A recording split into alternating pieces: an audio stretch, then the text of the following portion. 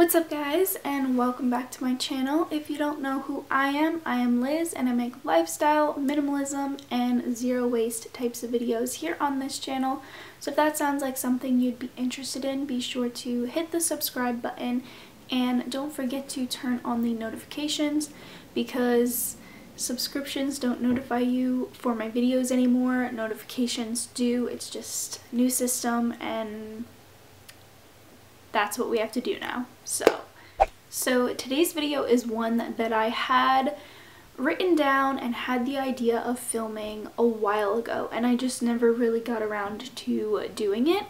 And I thought now would be the perfect time to sit down and film it, because I'm just now switching over my spring to summer capsule. So today's video is how to find your personal style. I do have notes written down for this video so that I don't ramble on and so that it has somewhat of a cohesive feel. First, I'm gonna let you know what my personal style is. Just sit back, relax, and enjoy the video. So when trying to think of words to describe my personal style, 3 or so words came to mind. So minimalist came to mind, definitely, because I do tend to go towards neutral, like a neutral palette, and basics. I play around with a lot of different basics in just like different cuts and styles. The second word that came to mind was like natural, and I think that's more where I get my colors from. I like to include lots of like earthy greens and like beiges and like tan colors, and then I like a lot of like blue denim. Even the fabrics I reach for are more natural. I like the linen, I like the cotton, I like natural fibers that are breathable and comfortable. And then I would say the rest of my style is like vintage, 70s, 90s style. I like clothing that's older. I like things that I can find at the thrift store that are actually vintage, and I love shopping on vintage Etsy like clothing websites. Yeah, I just like kind of mixing all of those things together, and that's what I would describe my personal style. And within my style, there are certain things that I particularly look for. So that's like flattering cuts for my body. I definitely gravitate towards things that are high-waisted. They're gonna cinch the smallest part of my waist and make my legs look longer. And then I like to go for more fitted things on top to again accentuate that like my top is smaller. I like to include a lot of staple pieces that won't go out of style. By including lots of pieces like that, I can ensure that my wardrobe will stand the test of time, really, that I won't need to buy a whole new wardrobe every single year. I wanted to talk about why it's important and why you should even care. To be honest, I struggled for a long time, and some of the things that I struggled with most was self-confidence.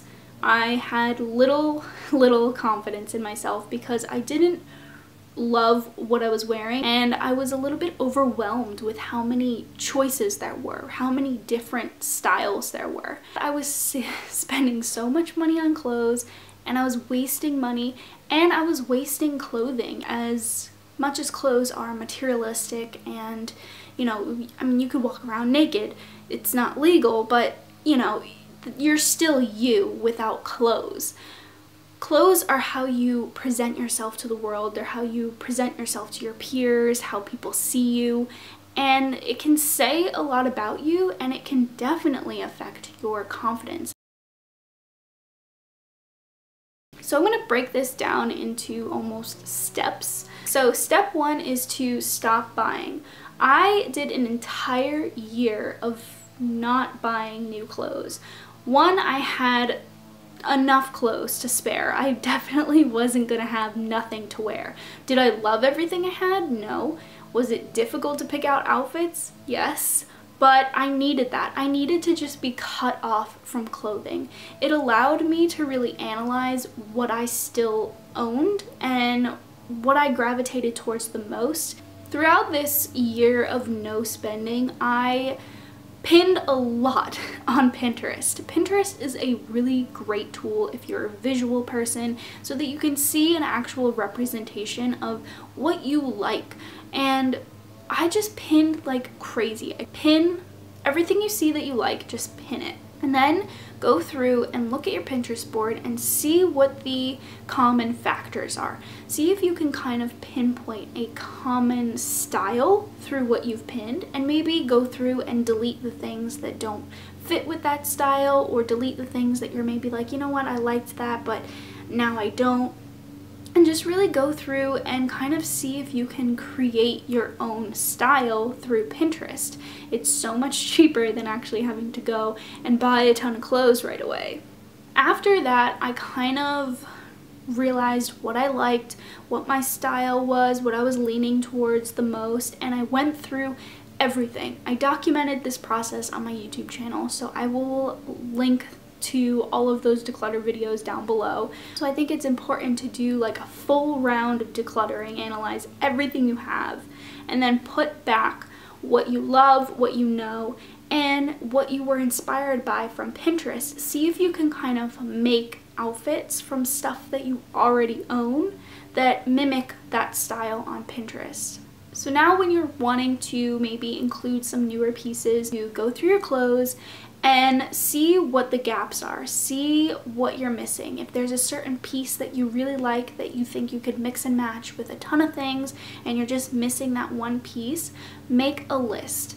By writing everything down, checking it twice, you can go through and you can really have like a list of things that you're specifically looking for when you go shopping, because you can see something and like it and it look beautiful to you, but it might not be your personal style and it might not fit in your wardrobe at all. And this is how we end up with all of these clothes and no outfits. We have no idea how to make outfits out of all of these clothes. So by making a list, you have a game plan, you can go in, you can look for exactly what you're looking for and get those items. We want to focus on slowly adding in new pieces, one piece here or there from a store. By doing this, you're going to love the pieces more, you're going to appreciate them more, and you're not going to be overwhelmed with all this new stuff. And if we're making the shift by only adding in one or two pieces here and there, you can make a shift to adding in higher quality pieces. I have just recently made this shift where I'm wanting to look for things that are higher quality, things that are ethical and sustainably made, things that are a little bit more expensive, but because I have pinpointed my personal style, I don't feel guilty spending more money because I know it's a piece that I'm actually gonna wear, that I'm gonna make outfits with, that I'm going to love for years and years and years to come. Last step is to continue to do regular declutters, continue going through your closet, making sure everything works with everything and that you still love everything in there, and continue to update your list. Sometimes I'll add stuff on my list, months will go by, I didn't purchase a few items on there, and I'm like, you know what? I don't really need those things. Take those off the list. And I can assure you that if you follow all of these steps, you should be able to pinpoint your exact personal style. I hope you guys enjoyed this video.